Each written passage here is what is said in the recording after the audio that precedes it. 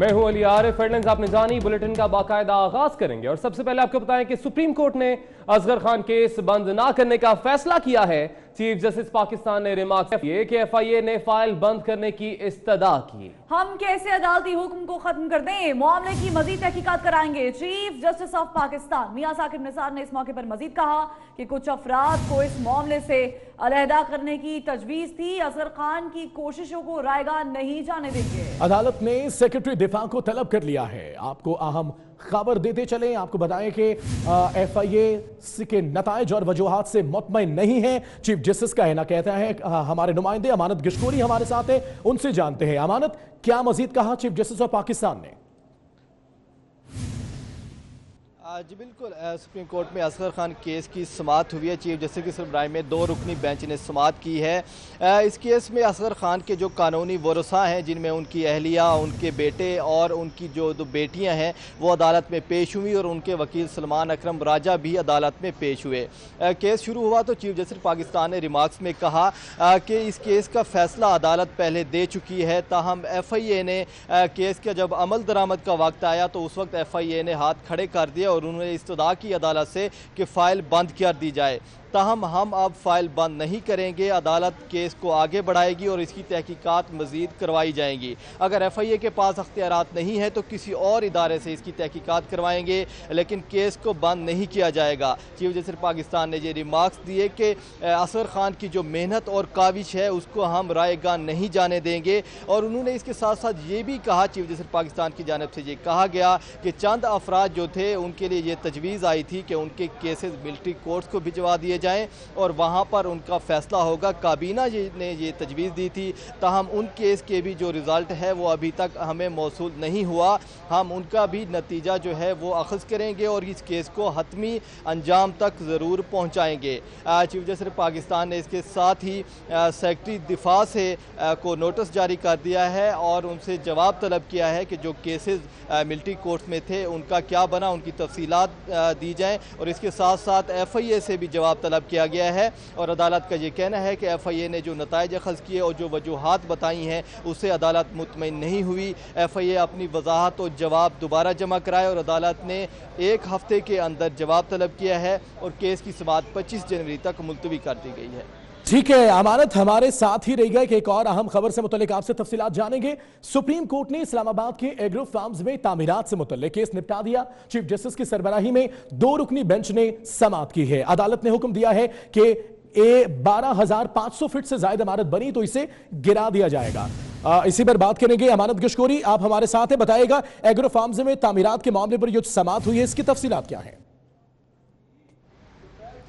जी बिल्कुल, agro farms की में जो तामीरात थी उससे मुतल्लिक केस की समाअत हुई। चीफ जस्टिस की सरबराही में बेंच ने समाअत की और अदालत ने ये हुक्म दिया है कि एग्रो फार्म्स में अगर तामीरात हुई हैं और जो तामीरात 12,500 फुट से ज़्यादा हैं वो गिरा दी जाएंगी। ताहम उनके आगे अगर बरामदे बने हुए हैं तो वो नहीं गिराए जाएंगे, क्योंकि अगर बरामदे को गिराया जाता है तो पूरी इमारत जो है उसको नुकसान पहुँचता है और इमारत के गिरने का ख़तरा होता है। ताहम 12,500 फुट से जो जायद इमारतें हैं वो गिरा दी जाएंगी और बरामदों के अलावा उनको गिराया जाएगा। अगर 12,500 फुट से कम इमारतें हैं तो वो जुर्माना अदा करेंगे और जुर्माना अदा करने के बाद उनको CTA रेगुलराइज करेगा। और जो रेगुलराइजेशन का वक्त दिया है अदालत ने वो 1.5 साल का वक्त दिया गया है कि अगर इमारत की कीमत 50 लाख रुपए से ज़ायद होगी तो वो 1.5 साल के अंदर अक़सात में अदायगी करेंगे जुर्माने की। ताहम अगर 50 लाख से कम है तो CDA उनसे जुर्माना जो है वो वसूल कर सकेगा। अगर 50 लाख से ज़ायद होगा तो वो 1.5 साल के अंदर अक़सात अदा की जाएंगी। इसके साथ ही अदालत ने एग्रो फार्म्स में तामीरात से मुतल्लिक केस निपटा दिया और चीफ जस्टिस पाकिस्तान ने ये हुक्म दिया है कि 12,500 फुट से ज़ायद इमारतें दोबारा एग्रो फार्म्स में तामीर ना की जाएँ। ठीक है, 12,000 की कीमत में 10% इजाफा कर दिया गया है। ड्रग रेगुलेटरी अथॉरिटी ने इजाफे का नोटिफिकेशन जारी कर दिया है। कीमतों में इजाफा दवा की पैकिंग पर तहरीर करना होगा। 313 रुपए कीमत वाली अद्वियात की नई कीमत 369 रुपए मुकर्रर कर दी गई है। तो इस तरह अद्वियात की कीमत में 10% इजाफा कर दिया गया है। ड्रग रेगुलेटरी अथॉरिटी ने इजाफे का नोटिफिकेशन भी जारी कर दिया। कीमतों में इजाफा दवा की पैकिंग पर तहरीर करना होगा। 313 रुपए कीमत वाली अद्वियात की नई कीमत तो इस तरह अद्वियात की कीमतों में इजाफा कर दिया गया है और अद्वियात की कीमत में यह 10% इजाफा कर दिया गया है और पैकिंग पर तहरीर करना होगा यह इजाफा भी। मजीद तफसीलात क्या है, ब्यूरो चीफ इस्लामाबाद सगीर चौधरी हमारे साथ हैं, उनसे बात करते हैं। सगीर चौधरी, बताएगा इस कीमतों में इजाफे से मुतल्लिक।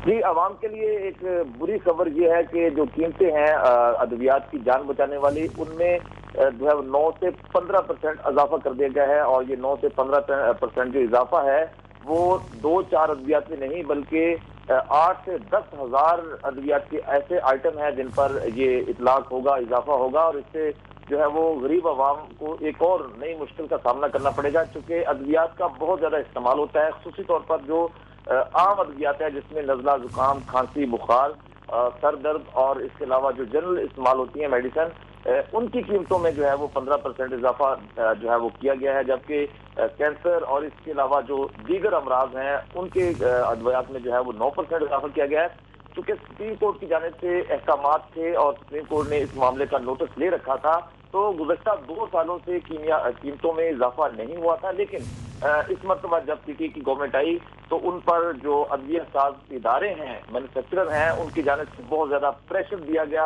और इस प्रेशर के पेश नजर जो है वो फिर हुकूमत को बैकफुट करना पड़ा और अदविया की कीमतों में इजाफा किया गया। दूसरी वजह इसकी ये भी बताई जा रही है कि डॉलर की कीमत जो है वो बहुत ज्यादा बढ़ चुकी है और रुपए की कदर में जो है वो बहुत कमी हुई है, क्योंकि रॉ मटेरियल यकीनन ये आम शहरियों के लिए इंतहाई नुकसानदेह है। बहुत शुक्रिया सगीर आपका। है कि जब जिंदगी में खुद कोई टके की भलाई का काम नहीं किया तो शौकत खानम और नमल जैसे इदारों को मुतनाज़िर न बनाए, वो भी अपनी मरहूम सियासत को नई जिंदगी देने के लिए अलीमा आपा मुल्क की वज़ीर-ए-आज़म नहीं रही और तमाम जायदाद उन्होंने खुद डिक्लेयर की। आपकी सियासत अब झूठी कहानियां गढ़ने तक है, वो मरियम औरंगजेब के ट्वीट का जवाब दे रहे थे।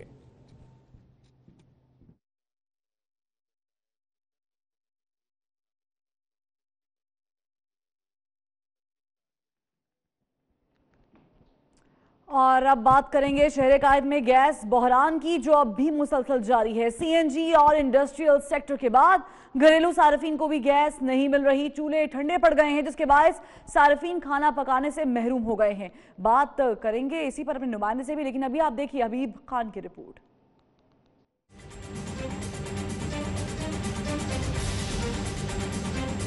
मौसम सरमा की आमद के साथ ही शहर कायद में गैस का बहरान। सीएनजी और इंडस्ट्रियल सेक्टर के साथ साथ घरेलू सार्फिन भी गैस की बहरान का अजाब भुगतने पर है मजबूर। गैस की किल्लत से शहरी हैं परेशान। कश्मीर कॉलोनी के रिहायशियों का कहना है कि सुबह के औकात में गैस गायब हो जाती है। जब से सर्दियाँ शुरू हुई हैं यहाँ पे तो काफ़ी दिनों से अक्सर जब भी सुबह उठते हैं तो खाने के लिए इंतज़ार करना पड़ता है, डेफिनेटली ऑफिस जाना पड़ता है। तो देखो तो गैस है नहीं जी, घर वाले कहते हैं जी अभी इंतजार करें, अभी तो गैस आएगी तो फिर खाना पकेगा। गैस की वजह से दिन को मजदूरी करते, रात को लकड़े ढूंढनी पड़ जाते हैं रोटी पकाने के लिए, चाहे बच्चे बीच में दोपहर को भूखे रहते हैं। इलाका मकीन कहते हैं गैस की किल्लत के सबब घरों में खाने पकाने से भी कासिर हैं। सुबह से हमने नाश्ता भी नहीं किया अभी तक, अभी नाश्ता लेने आए, दूध लेने के लिए आए हैं, घर पे आग ही नहीं जल रही, चूल्हा नहीं जल रहा। सुबह 7 बजे से 9:30-10 तक नहीं आता।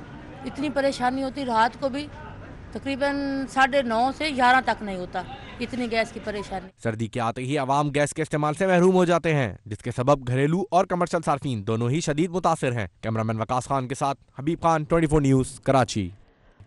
और अब बात पाकिस्तान पीपल्स पार्टी के सीनियर रहनुमा और सिंध के सीनियर वजीर नासिर हुसैन शाह की, जिनका कहना है कि आज तमाम वज़रा chairman Pakistan Peoples Party Bilawal Bhutto Zardari को अपनी कारकर्दगी रिपोर्ट पेश करेंगे। पीपल्स पार्टी क़यादत का मीडिया ट्रायल किया जा रहा है। साबिक सदर पाकिस्तान आसिफ अली जरदारी की बहन और वज़ीर-ए-आज़म पाकिस्तान की बहन के लिए अलग अलग कानून हैं। वो सिंध असम्बली के बाहर मीडिया से गुफ्तगू कर रहे थे।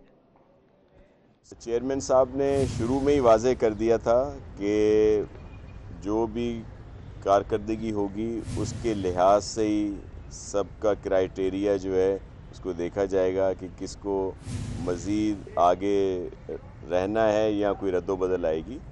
उसी सिलसिले में आज ये मीटिंग है जिसमें मुख्तलिफ वज़रा अपनी अपनी डिपार्टमेंट में उन्होंने क्या कर सके हैं या उनके क्या प्लान हैं वो अपने चेयरमैन के सामने पेश करेंगे। वाज़े तज़ाद है जिसके लिए पीपल्स पार्टी हमेशा कहती रही है। कोई चीज़ इस तरह की मिलाइन करने के लिए झूठी मनफी रिपोर्टें और मीडिया ट्रायल करने के लिए पीपल्स पार्टी की क़यादत से अगर मंसूब की जाती हैं तो उनको बहुत ज़्यादा हाइप दी जाती है, लेकिन अगर कोई चीज़ हुक्मरान जो वफाक में बैठे हैं उनके अलाइज़ उनके अपने ख़िलाफ़ कोई बात आती है तो उस पर कोई इस तरह का रिएक्शन नहीं आता, ना कोई ECL में जाता है, ना किसी के ऊपर कुछ और चीज़ें आती हैं। सुप्रीम कोर्ट के वाज़े अहकामात की नफ़ी कर रहे हैं, ये तौहीन अदालत कर रहे हैं। और अलीमा खान साहिबा के आते हैं अकाउंट तो उस पर दूसरा रवैया इख्तियार कर लिया जाता है। तो ये बात, ये सोच जो है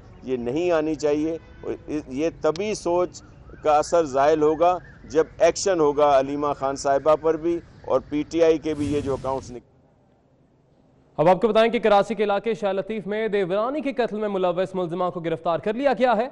वाक़े का मुकदमा कत्ल की दफात के तहत दर्ज किया गया। मुल्जिमा लतीफ़ा के साथ थाने में मौजूद हैं हमारे नुमाइंदे ज़िले हैदर, उनसे मज़ीद तफसीलात जानेंगे। ज़िले हैदर, बताएगा अपनी ही देवरानी के खिलाफ इतना संगीन कदम क्यों उठाया गया? लतीफ थाने में मौजूद हूँ जहाँ पे गुज़िश्ता शब एक वाकया पेश आया था। साले मोहम्मद गोट है जहाँ पर एक देवरानी ने अपनी जो रिश्तेदार है उसका गला दबाया जिससे उसकी मौत वाक़ हो गई है। वाक़े का मुकदमा शाह लतीफ़ थाने में दफ़ा 302 के तहत दर्ज कर लिया गया है। इस वक्त हम थाने के अंदर मौजूद है जहाँ लतीफ़ा बीवी जो कि इस वाक़े में मुलव्विस है वो यहाँ पे मौजूद है। हम इससे मालूम करेंगे कि क्या वाक़या हुआ था, ये वाक़या किस तरह पेश आया, कोई झगड़ा हुआ था, कोई ख़ानदानी झगड़ा है, जायदाद का झगड़ा है, क्या है, हम इनसे मालूम करते हैं। जी लतीफ़ा बताए क्या वाक़या हुआ था? ये मेरी कोई भी लड़ाई थी, उससे मजाक से बात चल रही थी ऐसी, उसने मेरा गला पकड़ा, मैंने उसका पकड़ा, पता नहीं क्यों ऐसे हो गया उसके साथ, मुझे खुद नहीं पता। बहुत दफा लड़ाई हुई है लेकिन कभी भी लड़ाई नहीं हुई, कभी भी कुछ नहीं किया हमने एक दूसरे के साथ। मेरे से गलती हो गई, अल्लाह मुझे। कितने बच्चे हैं उसके? उसकी 2 बेटियां हैं। उसका मियाँ क्या करता है? मियाँ मिस्त्री का काम करता है। कहाँ की रहने वाली है? नवाबशाह की रहने वाली है। अच्छा, आपके कितने बच्चे हैं? मेरी 4 बेटी हैं।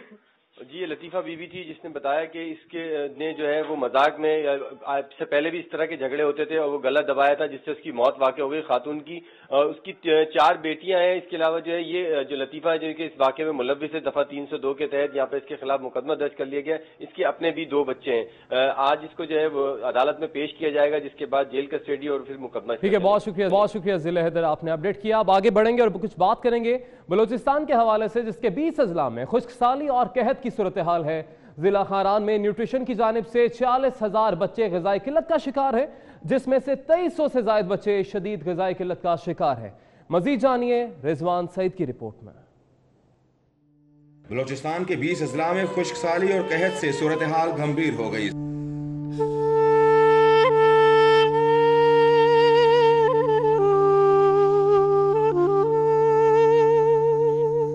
सिर्फ जिला खारान में 2 साल के दौरान ग़िज़ाई किल्लत के हवाले से 46,000 बच्चों का मुआयना किया गया, जिनमें 2300 से ज़ायद बच्चे शदीद ग़िज़ाई किल्लत जबकि 5,000 से ज़ायद बच्चे दरमियानी सतह की ग़िज़ाई किल्लत का शिकार पाए गए।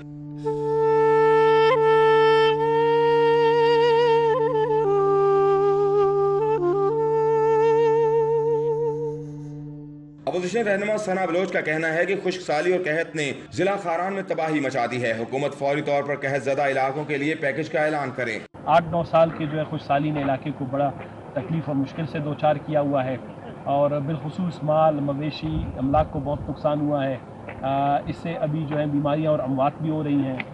मेल न्यूट्रिशन यानी ग़िज़ाइयत की कमी के भी बहुत से केसेस हैं। गैर सरकारी तंजीम के सर्वे के मुताबिक बलूचिस्तान भर में 49% खवातीन, 57% बच्चे खून की कमी का शिकार हैं। दूसरी जानिब PDMA की जानिब से फराहम की गई खुराक और दीगर इमदादी सामान ऊंट के मुंह में जीरे के बराबर है। कैमरामैन फतेह शाकिर के साथ रिजवान सईद, 24 न्यूज़ खारान। अभी आपको सिंध असम्बली के बाहर ले चलेंगे बराह रास्त, जहां पर पाकिस्तान पीपल्स रहनुमा सईद गनी मीडिया से गुफ्तगू कर रहे हैं। तो मैं समझता हूं कि जानबूझकर PTI के दोस्तों ने दीगर जो जमातें थीं उनके मेंबरान को भी इस्तेमाल किया और उन्होंने हाउस से उनको बाहर निकाला। हालांकि जो कार्रवाई को समझते हैं, जो पार्लियामेंट में लोग मुंतखब होते रहते हैं और ख़ास तौर पे अगर अपोजिशन फ़ाल हो तो वो जो क्वेश्चन आवर होता है या जो अपोजिशन का बिज़नेस होता है उसको वो इस्तेमाल करते हैं हुकूमत की कारकर्दगी पर सवाल उठाने के लिए।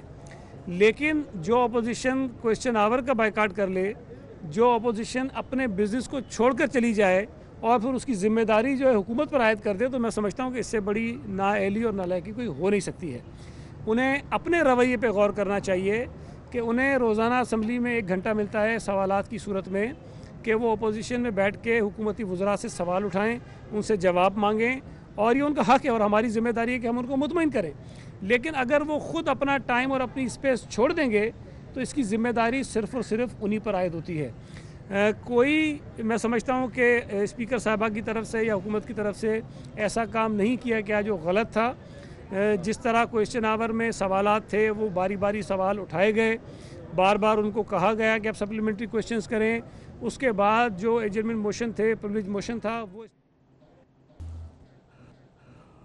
और मौसम की बात करेंगे। एबटाबाद, गलियात और ठंडियानी में वक्फे से बर्फबारी का सिलसिला जारी है। बादलों और ठंडी हवाओं ने सर्दी की शिद्दत में इजाफा कर दिया है। बर्फबारी के बायस मरी रोड और दीगर राब्ता सड़कें बंद हैं। अरे भाई देख के हम मजीद बता देंगे। जुबैर अवान हमारे साथ है। जी जुबैर, बताएगा मौसम का हाल कैसा है यहाँ? एबटाबाद के मौसम की बात की जाए तो इस वक्त आसमान पर गहरे बादल जो है वो छाए हुए हैं, जबकि इसके साथ साथ ठंडी हवाएं जो हैं वो भी शहर में चल रही हैं। इसके साथ साथ अगर बात की जाए एबटाबाद के सियाती मकामात ठंडियानी और गलियात की, तो वहाँ पर इस वक्त वक्फे के साथ बर्फबारी का सिलसिला जो है वो जारी है। रात गए तक ये बर्फबारी का सिलसिला जो है वो जारी रहने की वजह से इस वक्त मरी रोड जो है वो मुकम्मल तौर पर बंद हो चुका है। इसके साथ साथ जो गलियात की नवाई इलाके हैं, जो दही इलाके हैं, वो भी उनकी सड़कें भी जो हैं बर्फबारी की वजह से बंद हो चुकी हैं। मकामी अफराद जो स्याह हैं वो गलियात में ही जो है महसूर होकर रह गए हैं। शदीद मुश्किलात का सामना करना पड़ रहा है इस वक्त मकामी अफराद को, और सर्दी की शिद्दत में भी जो है बेहद इजाफा हो चुका है। बर्फबारी की वजह से ठंडियानी और गलियात में जो बर्फबारी का सिलसिला वक्फे के साथ जारी है, उसकी वजह से सर्द हवाएं जो हैं वो शहर में चलना शुरू हो चुकी हैं, और शहर में भी इस वक्त शदीद सर्दी जो है वो महसूस की जा रही है। जी ठीक है, बहुत शुक्रिया आपका। तो जनाब यहां तो है बर्फ, मगर लाहौर समेत मुख्तलिफ शहरों में रिमझिम ने फिर रंग जमा दिया है। गिलगित बल्तिस्तान, दीर, कलाम, स्तोर और गलियात में बर्फबारी से पहाड़ सफेद हो गए हैं। स्कर्दू, कलाम में पारा -10 डिग्री तक गिर गया है। सर्दी में इजाफे से लोग घरों में महसूर हो गए।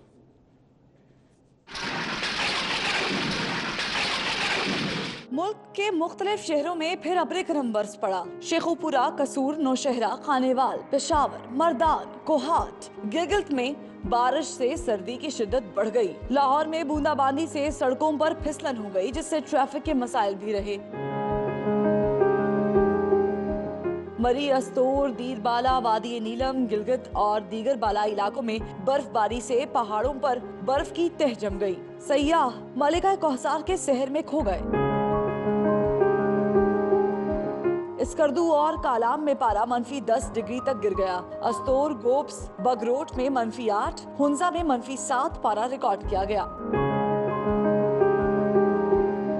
महकमा मौसमियात का कहना है कि रावलपिंडी, इस्लामाबाद, पेशावर, मर्दान, कोहाट, कोयटा, DI खान में मजीद बारिश का इम्कान है। गिलगित बल्तिस्तान, मालाकंड डिवीजन, हजारा डिवीजन, मरी कश्मीर में बारिश और बर्फबारी पड़ने की पेशगोई की गई। तो हैदर ने आपको बर्फीले इलाकों के बारे में बताया। हम कुछ रोशनियों के शहर कराची की बात कर लेते हैं और उसके मौसम के बारे में बताएं तो आपको बताते चले कि ठंडी हवाएं चल रही हैं वहां पर। आज भी मौसम खुशगवार है। महकमा मौसमियात के मुताबिक आज शहर कायद में बारिश का इम्कान भी है। हमारी नुमाइंदा मानिया शकील इस वक्त DG मेट अब्दुल रशीद साहब के साथ मौजूद हैं, उनसे तफसीलात जानेंगे। मानिया, बताइएगा आज क्या बताते हैं मौसम का हाल बताने वाले कि कैसा रहेगा शहर कायद का मौसम? जी बिल्कुल, कराची में बादल छाए हुए हैं, मौसम काफ़ी सुहाना हो गया है और जो मौसम की तब्दीली काफ़ी लोगों के चेहरों पे खुशी वापस ले आई है, क्योंकि कराची में अमूमन इस तरह का खूबसूरत मौसम होता नहीं है और जब ये मौसम हो जाए तो कराची वालों के चेहरे बहुत खिल जाते हैं। मेरे साथ इस वक्त अब्दुल रशीद साहब मौजूद हैं, चीफ मेट्रोलॉजिस्ट। जी अब्दुल रशीद साहब, क्या कहेंगे, आखिरकार मौसम कराची का तब्दील हो गया और नज़र आ रहा है कि भाई मौसम काफ़ी सुहाना है, आप क्या नवीद सुनाने वाले हैं इस हवाले से? देखिए, कोई हम अच्छी बारिश की तवक्को नहीं कर रहे हैं। मसल में कराची वालों को बारिश का इंतज़ार रहता है। आज और कल बूंदाबांदी और लाइट रेन देखने से ज़्यादा कुछ नहीं है। सिस्टम जो है वो हमारा ऊपर ज़्यादा बरसेगा। जो हमारे शुमाली इलाके हैं, गिलगित, इस्लामाबाद वगैरह, पर पंजाब वगैरह, हमारे यहाँ सिर्फ लाइट एंड ड्रिजल एक्सपेक्टेड है आज और कल। और इतवार से फिर थोड़ा सा ठंड में इजाफा हो जाएगा। आज ठंड खासी कम हो गई है। टेम्परेचर आज हमने 19 रिकॉर्ड किया है कम से कम कराची का। कल जो है ये तकरीबन 16 के आसपास रहेगा। फिर परसों से थोड़ी सी कमी आना शुरू हो जाएगी। जी बिल्कुल, हल्की बूंदाबांदी एक्सपेक्ट की जा रही है कि भाई आइंदा आने वाले दिनों में और आज से ही शुरू हो जाए कि जो है हल्की बूंदाबांदी हो, और ख़ास तौर से पीर मंगल तक जो है ठंडी ठंडी हवाएं कराची वालों के लिए अपना दिल बहलाने के लिए आ रही हैं कि कराची में भी मौसम फिर से सुहाना हो जाएगा और ठंडी ठंडी हवाएं कराची वालों को जो है फिर से लुत्फ अंदोज करेंगी। और ख़ास तौर पर अब्दुल रशीद साहब का कहना है कि कराची वाले इस ठंडी हवाओं से थोड़ा एहतियात करें ताकि मौसम में कोई मौसम की जो है तब्दीली से तबीयत की नासाजी ना हो जाए। ठीक है, बहुत शुक्रिया मानिया शकीला, आपने हमें मौसम के हवाले से अपडेट किया। अब रुख करेंगे सिंध असम्बली का, जिसके बाहर इस वक्त सईद गनी गुफ्तगू कर रहे हैं। नहीं देना चाहते, उनके नाम बता दो बदकलामों के जिन पर आप पाबंदी लगाना जा रहे हैं या तजवीज़ है, उनके नाम तो बताएं। बदकलाम कुछ नाम बता दें जो आप समझते हैं कि सबसे ज्यादा इंतशार फैलाए जा रहे हैं और जिनकी वजह से, और सर जिनकी वजह से आप समझते हैं कि सिंध में अमन अमान की सूरत खराब, जो आप जिनको आप बदकलाम कह रहे हैं और जिनकी आप सिंध में पाबंदी लगा रहे हैं। नहीं, लगा नहीं रहे, पाबंदी लगा नहीं रहे। मैंने ये कहा कि उनकी हरकतों से, उनके इक़दामात से, उनके फैसलों से सिंध दुश्मनी का पहलू नुमायाँ होता है। सिंध के लोगों में इस्तराब है, सिंध के लोगों में गुस्सा है। वो इस सूबे में आते हैं तो शायद कोई अमन अमान की सूरत हाल ख़राब हो, इसलिए ऐसे लोगों को आमतौर पे होता है ना, मुहर्रम में कुछ लोगों पर पाबंदी लगा देते हैं, कुछ और इवेंट्स क्यों लगाते हैं? इसलिए लगाते हैं कि भाई फला आदमी अगर अरबाब चांडिया वहाँ जाएगा तो फसाद हो जाएगा, इसलिए पाबंदी लगा दो। तो मिसाल दे रहा हूँ, इसी तरह देती है कि बिल्कुल देती है। अगर इस तरह किसी वजीर के कहने से हमारे सूबे में, हमारे शहरों में सूरत हाल ख़राब हो सकने का इम्कान हो तो मैं ये समझता हूँ कि शायद मैं ये तजवीज़ दूँ। नाम मैं इसलिए नहीं लूँगा कि ये बहुत सारे हो सकते हैं, बिला वजह एक का नाम लूँगा तो वो दूसरा नाराज हो जाएगा। तो हैं बहुत सारे बदकलाम। कल को वफाकी हुकूमत इस्लामाबाद पे आने पर पाबंदी लगाया, वो तो हम पर वैसे ही लगा रही है।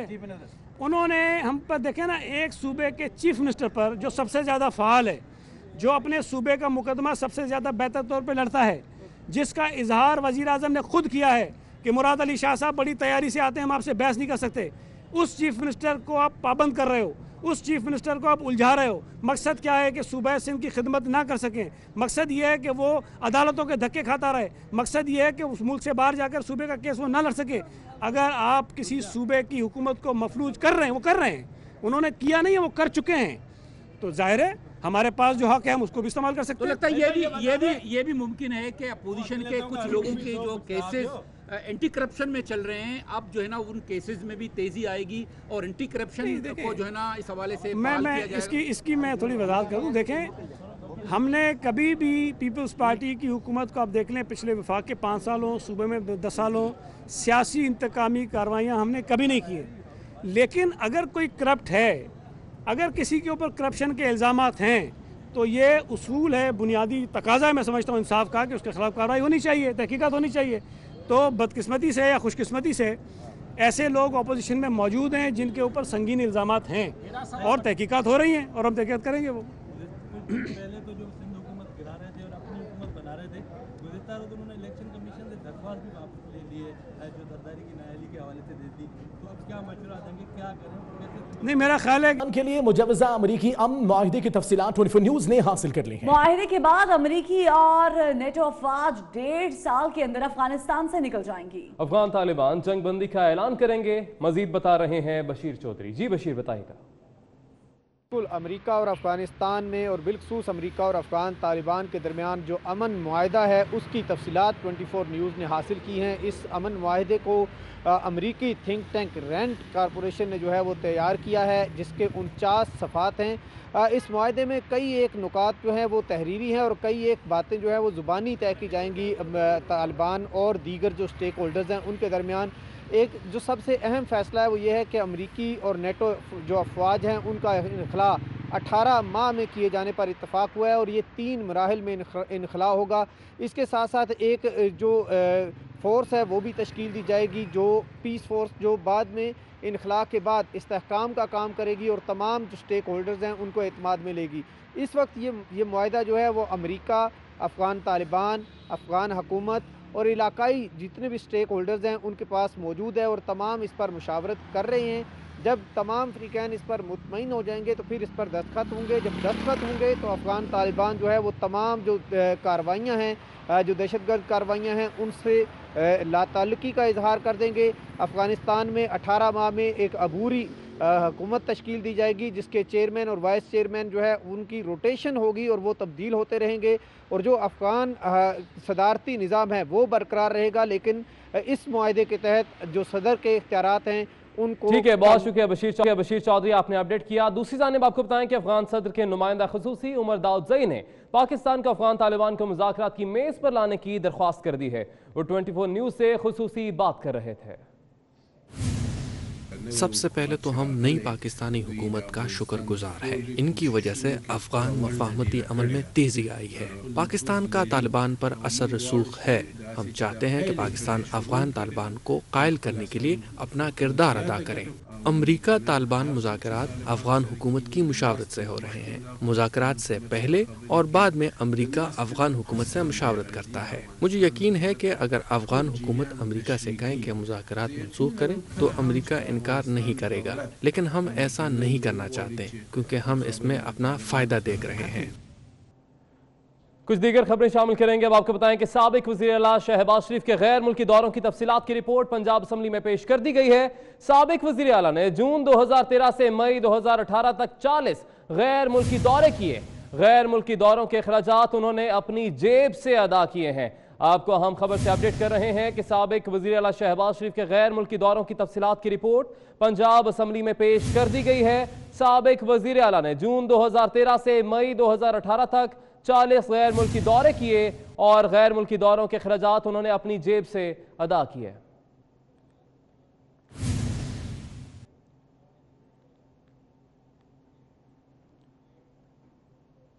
जबकि पंजाब हुकूमत ने मेट्रो बस मंसूबे की रिपोर्ट भी पंजाब असम्बली में पेश कर दी। मेट्रो बस मंसूबे की लागत से मुतालिक तहरीक इंसाफ का दावा गलत साबित हो गया है। आपको अपडेट कर रहे हैं कि पंजाब हुकूमत ने मेट्रो बस मंसूबे की रिपोर्ट पंजाब असम्बली में पेश कर दी है। मेट्रो बस मंसूबे की लागत से मुतालिक तहरीक इंसाफ का दावा गलत साबित हुआ है।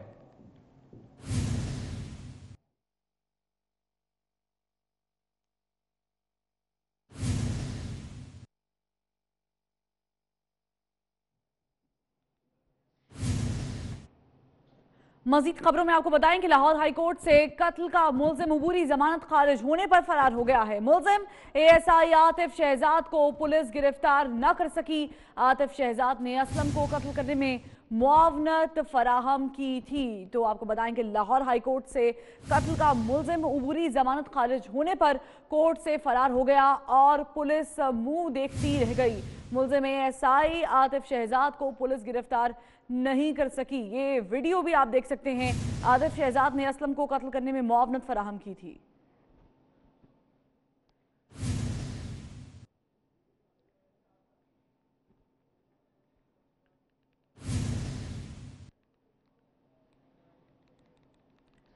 और डिग्री चाहिए तो शजरकारी करना पड़ेगी। बन्नू यूनिवर्सिटी के तलबा के लिए शजरकारी की शर्त लगा दी गई है। मजीद बता रहे हैं हमारे नुमाइंदे अजमत अली शाह। अजमत अली शाह, बताएगा ये अजीब मंतक सामने आ रही है।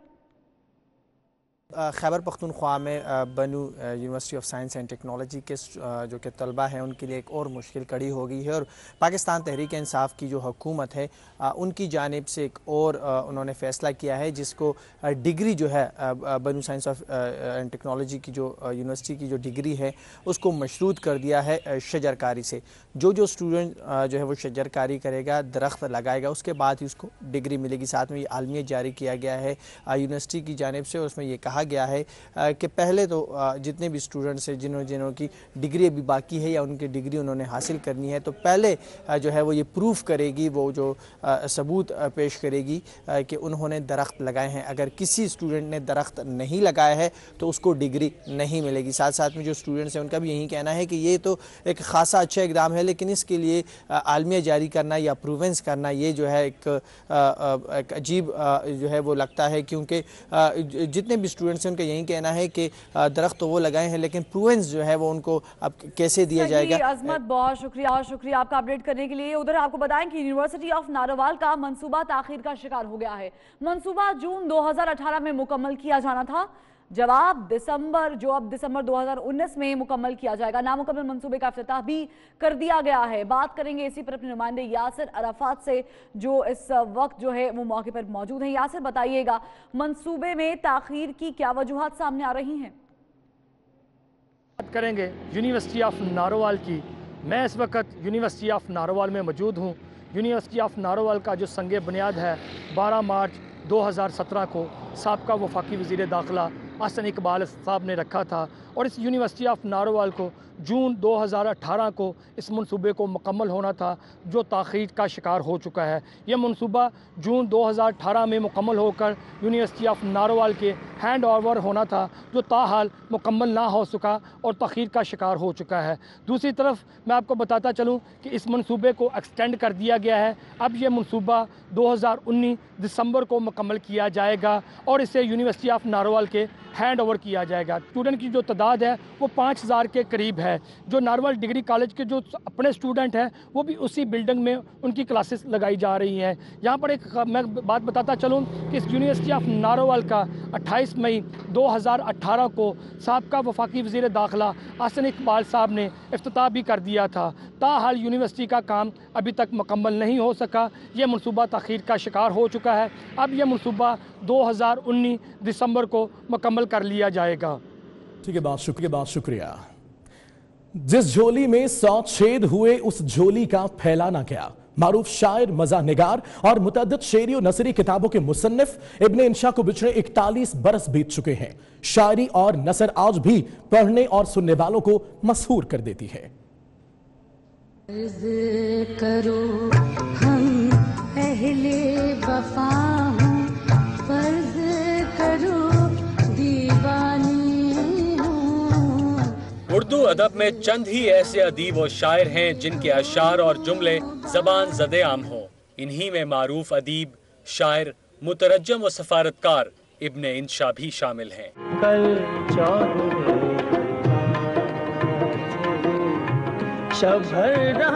मंडी बहाउद्दीन से यह खबर है जिसके इलाके खटियाला खुर्द में मामूली तरकलामी पर नौजवान कत्ल। चचा ने फायरिंग करके भतीजे को कत्ल कर दिया जबकि उसकी एहलिया को जख्मी किया गया। झगड़े की फुटेज 24 न्यूज ने हासिल कर ली है। घर में मकान की तकसीम पर झगड़ा हुआ। पहले खवातीन आपस में दस्तों गिरेबान हुई और फिर चचा ने बंदूक निकाली, लड़ाई में कूद पड़े और फिर अपने ही भतीजे को कत्ल कर दिया। मंडी बहाउद्दीन के इलाके खटियाला खुर्द में मामूली तरकलामी पर नौजवान को कत्ल कर दिया गया।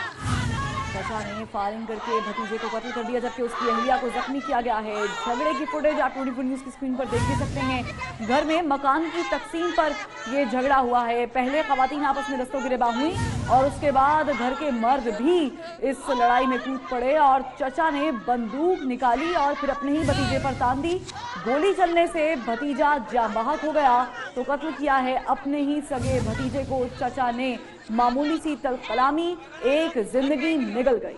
चचे का बेटा भी बंदूक लेकर आ गया। चचा की चलाई गोली से भतीजा मौके पर चल बसा। यह वाकया है मंडी बहाउद्दीन का जिसकी फुटेज आप टेलीविजन स्क्रीन पर देख सकते हैं। इलाका है खटियाला खुर्द जहां मामूली तलकलामी पर नौजवान कत्ल कर दिया गया। चचा ने फायरिंग करके भतीजे को कत्ल कर दिया जबकि उसकी अहलिया को जख्मी कर दिया। झगड़े की फुटेज 24 न्यूज ने हासिल कर ली। घर में मकान की तकसीम पर झगड़ा हुआ। पहले ख्वातीन आपस में दस्तों गिरेबान हुई, फिर चचा बंदूक लेकर लड़ाई में कूद पड़ा, फिर चचा का बेटा भी बंदूक लेकर आ गया और चचा का चलाई हुई गोली पर भतीजा मौके पर जाँ बहक हो गया। मंडी बहाउद्दीन के इलाके खटियाला खुर्द में मामूली तलकलामी पर नौजवान की जान चली गई। चचा ने फायरिंग करके भतीजे को कत्ल कर दिया जबकि उसकी अहलिया को जख्मी कर दिया गया।